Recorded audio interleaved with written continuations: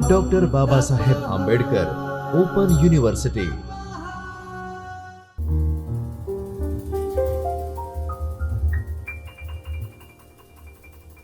નમસ્કાર વિદ્યાર્થી મિત્રો, બીએડના અભ્યાસક્રમમાં આપનું હાર્દિક સ્વાગત છે. મિત્રો, હું doctor Meena Rathod, associate professor, શિક્ષણશાસ્ત્ર વિભાગ, doctor Baba Saheb Ambedkar open university તરફથી આપનું હાર્દિક અભિવાદન કરું છું. મિત્રો, બીએડ 101 અધ્યતા અને વિકાસનું મનોવિજ્ઞાન, એના વિશે આપણે ચર્ચા કરી રહ્યા છીએ.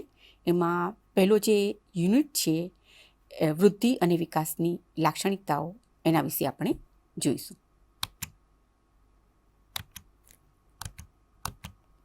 વૃદ્ધિ અને વિકાસની લાક્ષણિકતાઓ, એમાં વિકાસનો અર્થ અને સંકલ્પના, એ મુદ્દા પર આજે આપણે ચર્ચા કરીશું. વિકાસનો અર્થ અને સંકલ્પના. આપણે જોઈ ગયા કે ભાઈ વૃદ્ધિ અને વિકાસ એ બંને સાથે ચાલતી પ્રક્રિયા છે. વૃદ્ધિ એ પ્રક્રિયા એવી છે કે જે આપણે જોઈ શકીએ છીએ, જ્યારે વિકાસ છે એ વિકાસનું માપન થઈ શકે છે. જેમ કે બાળક નાનું હોય ત્યાંથી એનો જે શારીરિક ફેરફાર થાય છે, એનો શારીરિક જે વિકાસ થાય છે, એને આપણે વૃદ્ધિ કહીએ છીએ, એ આપણે જોઈ શકીએ છીએ. જ્યારે બાળકનો જે માનસિક વિકાસ થાય છે એને આપણે વિકાસ તરીકે કહીશું, અને એ વિકાસનું આપણે માપન શક્ય બને છે. તો આજે આપણે જોઈશું વિકાસનો અર્થ અને સંકલ્પના. વ્યક્તિનો વિકાસ એ નિરંતર થતો રહે છે. બાળક જ્યારે ગર્ભ અવસ્થામાં હોય છે ત્યાંથી લઈને જન્મ પામે અને ત્યાર પછી પોતે જીવન ચલાવે છે અને અંતે મૃત્યુ પામે છે, ત્યાં સુધી એનો વિકાસ થતો રહે છે. તો આ રીતના વ્યક્તિનો નિરંતર વિકાસ થતો રહે છે. સામાન્ય રીતે જોઈએ તો વ્યક્તિના વિકાસની મુખ્ય 3 અવસ્થા છે: એક બાલ્યાવસ્થા, યુવાવસ્થા અને વૃદ્ધાવસ્થા. આમ મનોવૈજ્ઞાનિકોના મતે વિકાસની મુખ્ય 3 અવસ્થાઓને આ વિકાસનો ક્રમ માનવામાં આવે છે. વ્યક્તિની આંતરિક ક્ષમતાઓ, શારીરિક અને માનસિક ફેરફારોનું એકીકરણ, એને આપણે સર્વાંગિક ફેરફાર એટલે કે વિકાસ કહીએ છીએ.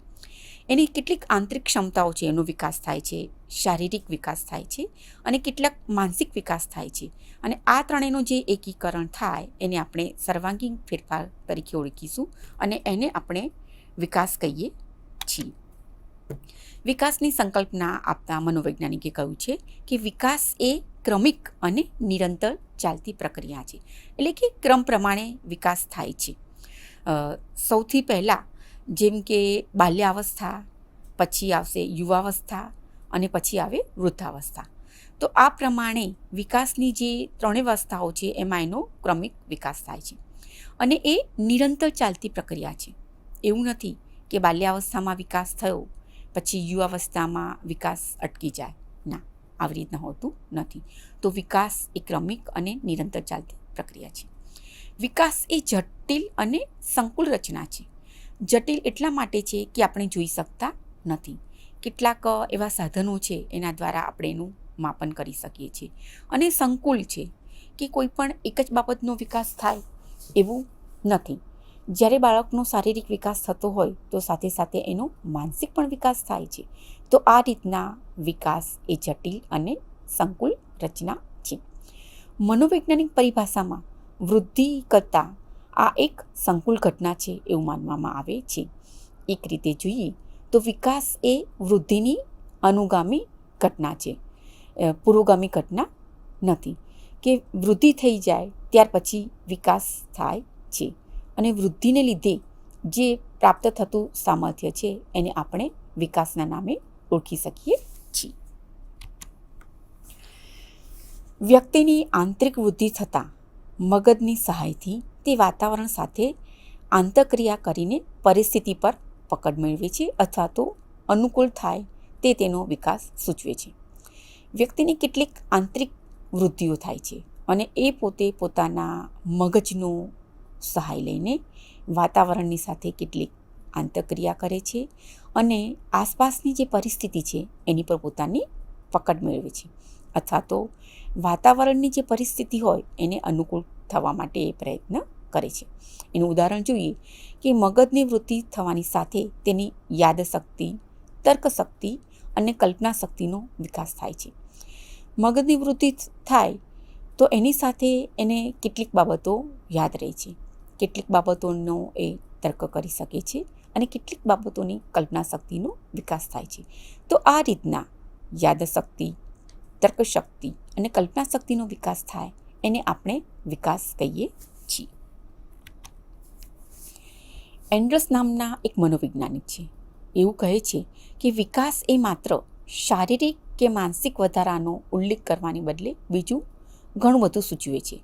કે માત્ર શારીરિક કે માનસિક એ વધારો નથી થતો, પણ એની સાથે સાથે ઘણું બધું સૂચવે છે. વિકાસ એ અનેક કાર્યોના એકીકરણની જટિલ પ્રક્રિયા છે.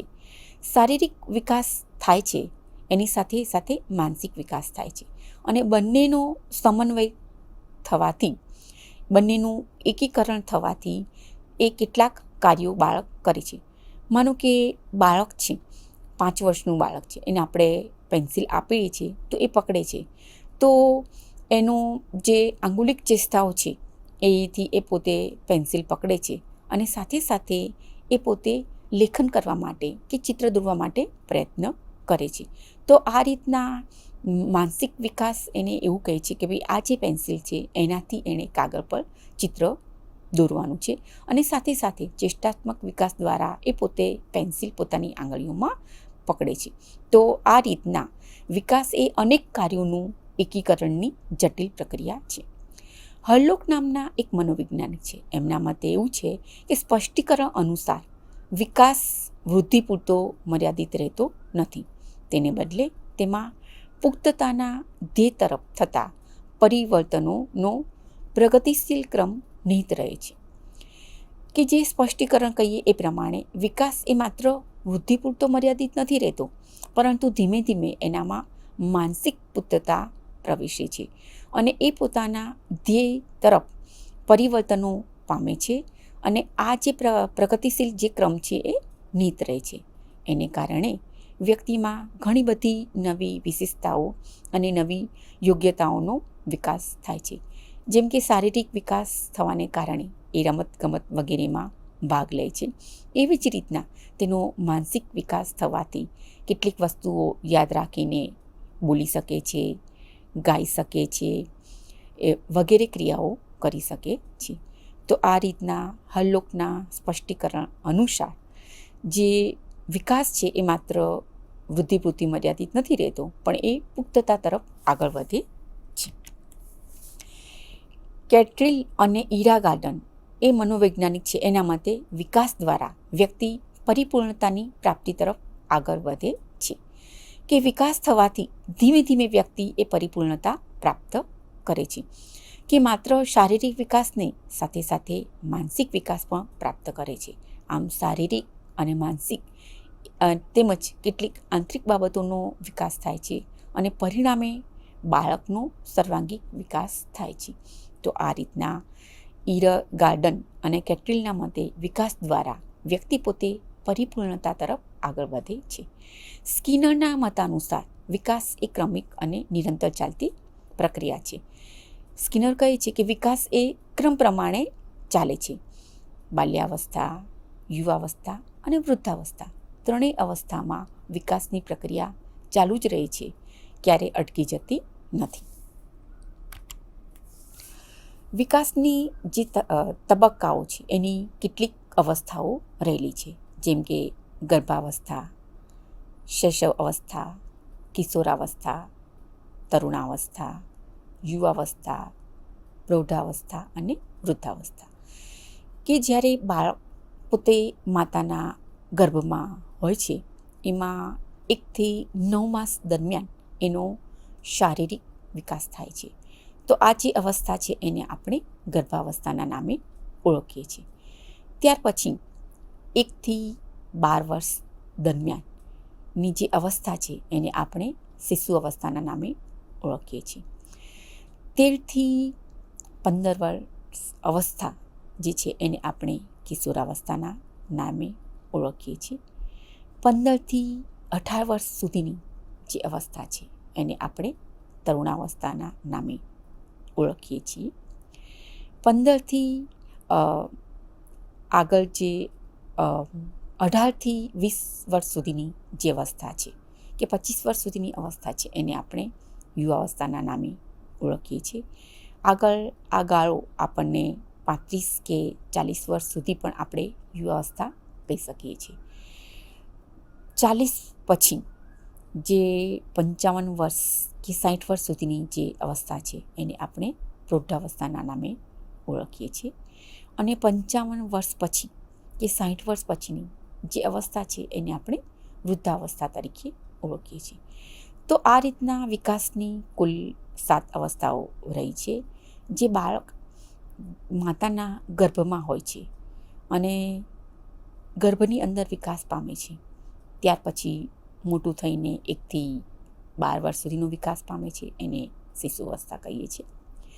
12 વર્ષથી 15 વર્ષ સુધીની જે અવસ્થા છે એને આપણે કિશોર અવસ્થા કહીએ છીએ.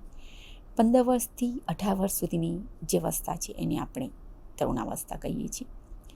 18થી 40 વર્ષ સુધીની જે અવસ્થા છે એને આપણે યુવાવસ્થા કહીએ છીએ. અને 40 વર્ષ પછી કે 45 વર્ષ પછી જે 55 કે 60 વર્ષ સુધીની જે અવસ્થા છે એને આપણે પ્રૌઢાવસ્થા તરીકે ઓળખીએ છીએ. અને 55 કે 60 વર્ષ પછી જે આયુષ્ય વ્યક્તિ ભોગવે છે એને આપણે વૃદ્ધાવસ્થા તરીકે ઓળખીએ છીએ. તો આ રીતના વિકાસની જે જુદી જુદી તબક્કાની અવસ્થાઓ છે એ દરેકની લાક્ષણિકતાઓ અલગ અલગ હોય છે. એના જુદા જુદા તબક્કાઓ રહેલા છે અને દરેકની ઉપર જુદા જુદા જે પરિબળો છે એ અસર પણ કરતા હોય છે. તો આ રીતના આ બધી વિકાસની અવસ્થાઓ જે છે એમાં શું ફેરફાર થાય છે વગેરેની ચર્ચા આપણે આની પછીના લેક્ચરમાં કરીશું. તો મિત્રો, ત્યાં સુધી આપણે અત્યાર સુધીનું જે જોયું તો આ અવસ્થાઓની અંદર જે પણ કંઈ ફેરફાર થાય છે એ આપણે પછી જોઈશું. તો આજનું લેક્ચર આપણે અહીંયા પૂરતું રાખીએ છીએ. આપ સર્વેનો ખૂબ ખૂબ આભાર. અસ્તુ. નમસ્કાર. स्वाध्यायः परमं तप